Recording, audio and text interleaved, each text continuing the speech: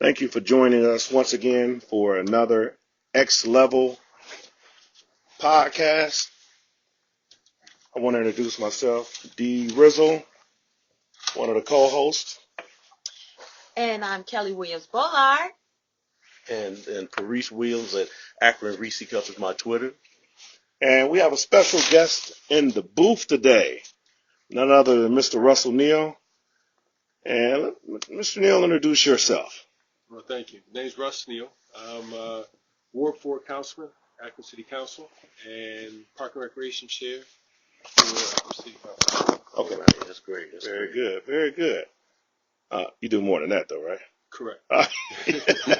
You want to share? That's fine. If not, that's fine as well. Well, my wife and I have been in business for 30 years with All the right. Graffiti Print Shop. And then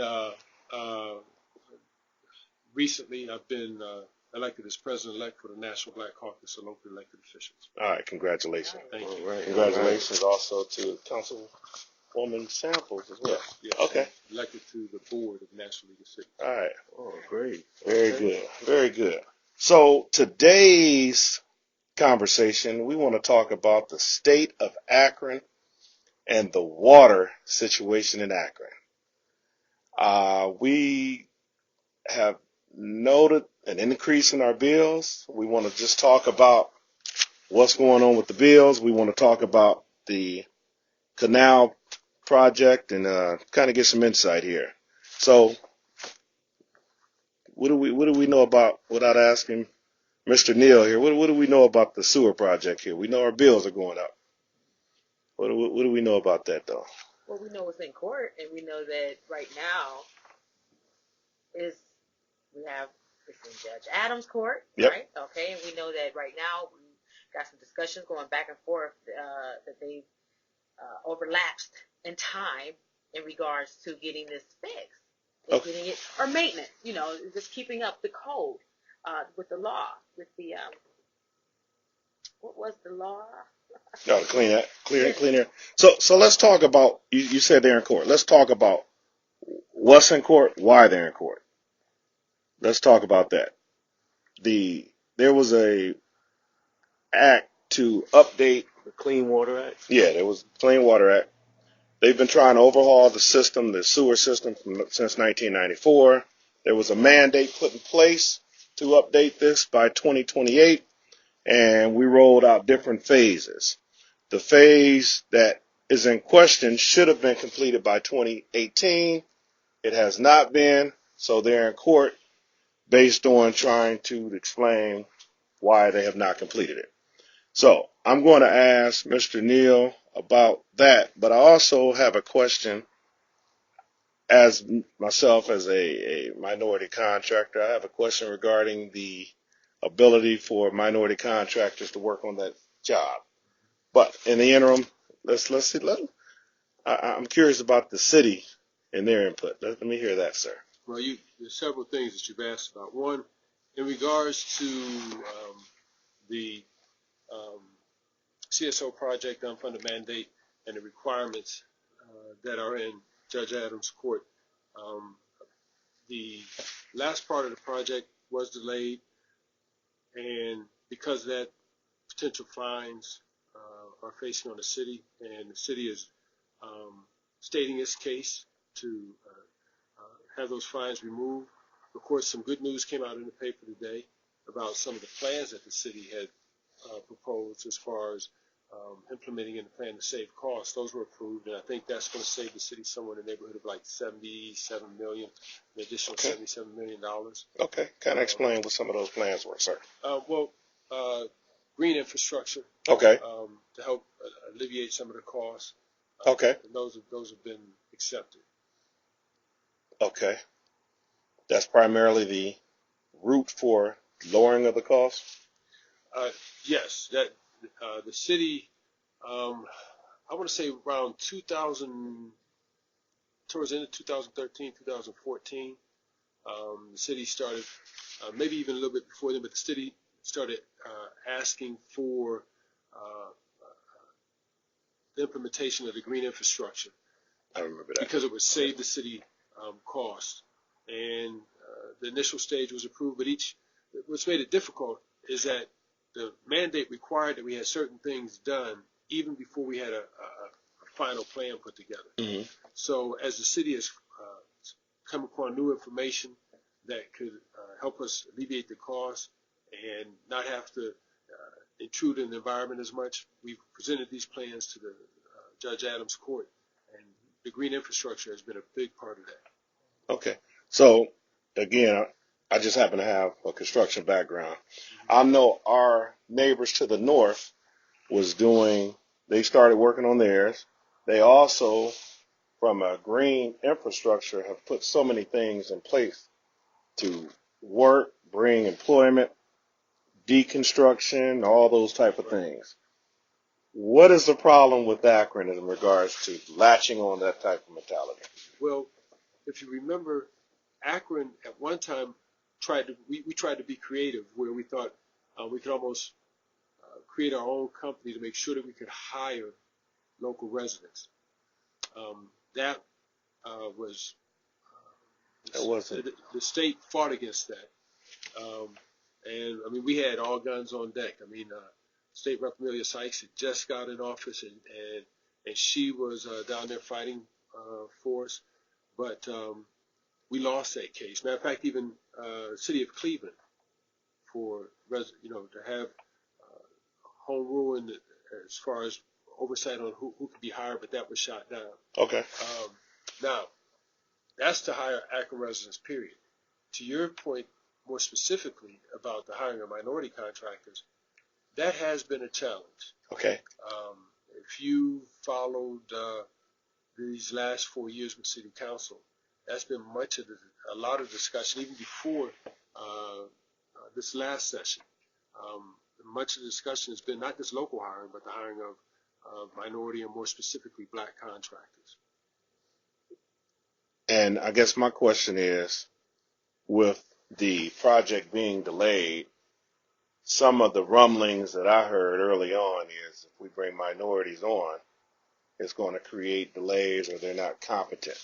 So I guess my challenge at this point is with minorities not even being in the equation, You know what? and there's still a delay. Well, when you say that, it makes me, I'm going to use a sports analogy. Okay. It makes me think of when Lamar Jackson was coming out. Mm-hmm. They said, well, maybe he needs to switch to wide receiver. He can't throw. He can't do running back. Right. I do believe he has the best quarterback rating right now. Absolutely. Touchdowns, over Tom Brady, over top. And I believe he's the number one vote getter for starting the MVP. Pro Bowl and potentially an MVP candidate. Absolutely. Right. So, I mean, those excuses are always going to come up. I think one of the challenges is, and the city understood, when we talk about minority contractors, they may not have the capacity to, because they haven't had the advantage to participate in a lot of projects. That's correct. Right. But this is a once in a generation, more than a generation project. Right. And the city we should have been more intentional to make sure that not just minority contractors, but small contractors within our cities that have been employing people and paying taxes for these years had a chance to participate in this project and grow their company, so that at the end of this life, and now I believe we're about 80 to 85% complete with the CSO project, we would have some companies that are larger and more sustainable, so that after this they can go out and Fight for the larger jobs. Exactly. Fight for the larger jobs and grow their income tax base that they bring into the city. But unfortunately, we haven't been successful with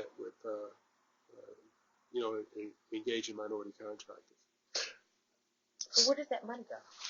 If everyone's supposed to have so much allotted to them, and if the minorities are supposed to have, where does that money go during all that time? But, Great they question. didn't get anything. Great question. What happens is it pretty much goes to the contractors, the status quo contractors. And this is what, there's some things, there's a conversation about this Elevate Akron report.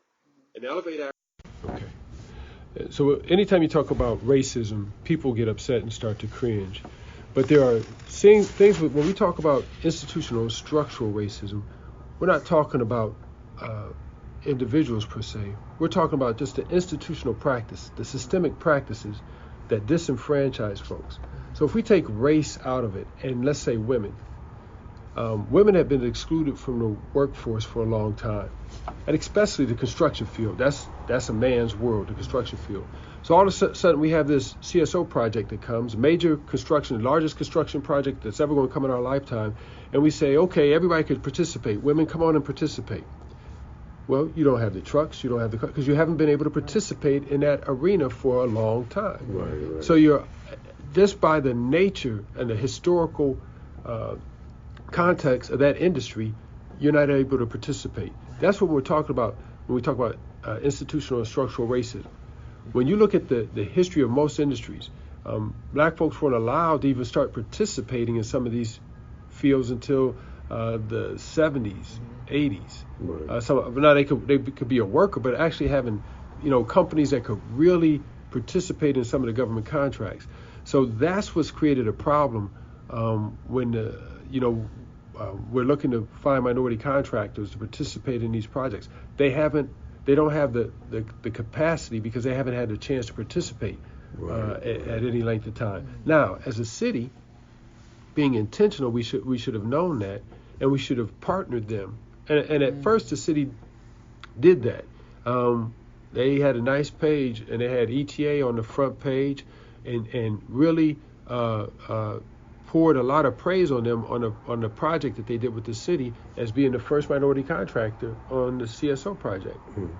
But after that, I just have to be honest, there was enough money to go around, but some people wanted to make sure that the pie stayed in the traditional slices. Right. And so it made it more difficult for minority businesses to get the opportunity.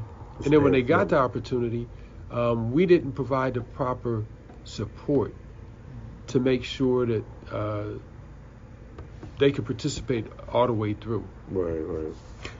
And that's been an ongoing battle. I personally remember back in 2004 or 5, Councilman Shealy at the time was talking. We were getting ready to start building the schools, and I was working with a gentleman over at E. Anderson, and we wrote a grant trying to come in and provide guidance to businesses, help them get their insurance and bonding information together, help them write the contracts, get certification. Fell on deaf ears. And fast forward to this project we're talking about now, same scenario. So I guess my question, and it's not directed to you, Russ, but my question is, when are we going to, and again, I got to go 32 miles up north, when are we going to have access and work with city government to be able to put ourselves in position to go after those contracts? Now, I will ask this question. What type of monitoring is set in place where we see the amount of minority business for this project? Well, that's been a challenge as well. Another challenge. Well, and I say a challenge because, the Urban League, I believe, was put in place to do a lot of that work, and that was quickly moved. Yeah, and that fell through. Right. So we didn't put the proper structures in place. I don't want to start naming specific companies, but we didn't put the proper structure in place from a city. We weren't intentional to get it done. That's a key word. Now, since before this administration, but during this administration's term, one of the questions has been, can you give us a list of what percentage of procurement contracts are going to minority contractors?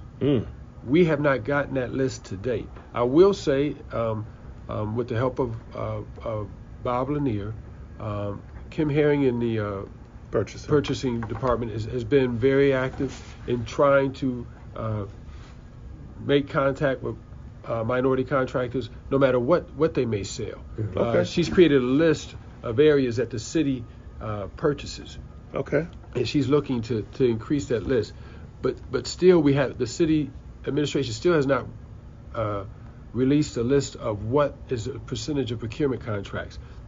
And going back to that Elevate Akron report, the Elevate Akron report states if Akron has a black population of 30%, well then from the city and the county standpoint, because those aren't private businesses, that's the community's tax dollars. 30% 30% of that money should go to black contractors. Right. If we have, looking at our women population, we have a great growing immigrant population. We should be consciously trying to engage them in the economic opportunities within this city. But the Brookings report that led to the Elevate Akron report stated that, it may have said 10, but if it was 10, we could go back to 30, and if we go back to 30, we go back for the history of this city. Right. The opportunities have not been there for us. Now, there are some contracts that are no bid contracts that the mayor can direct specifically. He can be intentional and direct specifically to black businesses, and we've asked that. City council can be more intentional. There are some things that we can do, but the challenge is this: City council, you need 7 folks to agree, and then even when we vote on something, it takes the administration to act on it. Okay. So what we need to do is have a meeting of the minds and be transparent on what our intentions are as a council and an administration, and then make sure that happens. Cleveland has been, I'll give them credit, they've been bold, even to the point they don't worry if they're going to be sued. They fight for their residents. Right. We have not been that assertive. Yeah. So if you don't have people monitoring what the minorities get, minorities set aside and stuff like that, you don't have people monitoring that, what it could just fall by the wayside. Correct. And they'll just give it to the people that's already withstanding. Correct. And so inherent in just the way historically the construction trade is gone and the relationship, you look at who the major contractors are with the city. Money just goes to the majority community. Not saying anybody's Corrupt or anything like that. Right. That's just been the way the practice has been. Right. But this is where, as a city, when we have in our mission statement, and we just wrote out this new, and it's escaping me right now what the name of the plan is, but a new plan to address the issue stated in the Elevate Akron report. Then we should be intentional in making sure that within our that we address the structural inadequacies that have led to the exclusion of certain parts of our population. Right. Since that's in all of you go to the city's website, you look at the new budget plan that's coming out, the word equity is in there. There shouldn't be any question now. We should be able to tell what our procurement, it may not be what we want it to be, right, but, you should be we're acknowledging where it is, and we should be able to measure that. Right. Anytime the citizens, we should be able to measure that. So I encourage, the city we're going to be looking at our capital budget here when we come back in January. Right after the capital budget, we'll be looking at the operating budget. The citizens need to be engaged. They say democracy is not a spectator sport. Right. A lot of people think when they come and vote, they've done their job. Right. And that's important, but no, Right. Everybody that receives a check with the City of Akron seal works for you. Right. Now, I ask you this. If you have a business or if you've ever hired a contractor, I believe you check in on them to see how they're doing the work. Absolutely. Right. Okay. Oh, yeah, for Make sure. it ran properly. It's same way. Okay. Right. Keeping engaged with those of us on council, those that you've elected to oversee the city's resources, and make sure that we're being good stewards of them, and that your community is having the opportunity to participate in any economic opportunities within this city. Right. And I have another question. And as I was reading the article, I didn't see much about. I just want to know if, since this has been delayed, as far as health for each individual, like the water overflowing, and maybe when it rains, or when waste or whatever. So they're testing. I mean, how is this incorporated in them getting these things finished? I'm sure they're testing the water. I'm sure, and we're consuming this water, and we're taking I baths tell in you, it. Akron has won a lot of accolades in regards to the quality of their water. Oh, good. This mandate that has come down from the federal, this unfunded mandate, I should say, that has come down from the federal government, has been imposed on every major city that's around the age of Akron. So, all your older cities, because back in the day, the code was to just let all the water go into one sewer system. Okay. But now, And they thought it could like filter itself out. Okay. But now, as we we know more, we want to, as they say, when you know better, you do better. Right. But unfortunately, no money's coming, so it's just a burden that's put on all these communities to separate the sewer system. I have another thought about that. To me, it's almost another way of gentrification of our urban communities, of those who don't have the the money to pay the sewer bills and the water rates now. Right. That's pushing a lot of people out of our community. Out of the city, right. Yeah. And that's that you're finding that not just here. If it was on the news yesterday, I forget the community, and I think if it wasn't yesterday, it was the day before on Channel 5. I think it was Ashtabula or somewhere, that people were complaining about their sewer bills, the high sewer bills. And they pretty much told their council, if you can't figure this thing out, we'll elect some people who can get in there and figure it out. Right.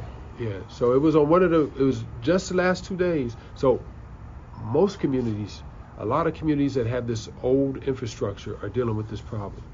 Yeah, I had been paying attention to my bill, but I just thought it's been like that for a year or so. And I was thinking, man, this is the prices you just pay it. And then now that I'm realizing that this is what's going on, that the prices is going up. Right. If you look at your water bill, your water may be anywhere from 8 to 14, maybe $20. Wow. The majority of that is the sewer. The water, Wow. mandated sewer. Yeah. That's something. I didn't know. Yeah, you'll see Ohio EPA on there. Okay. Yeah. Wow. Man, I bet there's a lot of people don't know that. Well, that's what I'm saying. We got to bring that awareness. But, I mean, it starts with knowing what you're looking for, identifying it, and trying to create some awareness about it. Now, since we're talking about this water, the city is having a consulting group look at how we charge, what we charge, the overall cost for the project, so we can see if there's any way that we, if we're charging adequately, overcharge. We don't want to overcharge if we don't have to, and we don't want to undercharge if we don't have to. Right. And so hopefully we'll have that information here shortly, because when we had to set the rate, we basically looked and saw what other cities were doing, and most were using median income. And the challenge with anytime you use median income, that means half your people could afford it, other half can't. Right. And so when we passed it, we knew we had to pass it because, again, if we didn't set a rate, again, we faced the challenge of other penalties and fines. We knew we had to come back and evaluate that and address it. And unfortunately, we did not stay on task with that.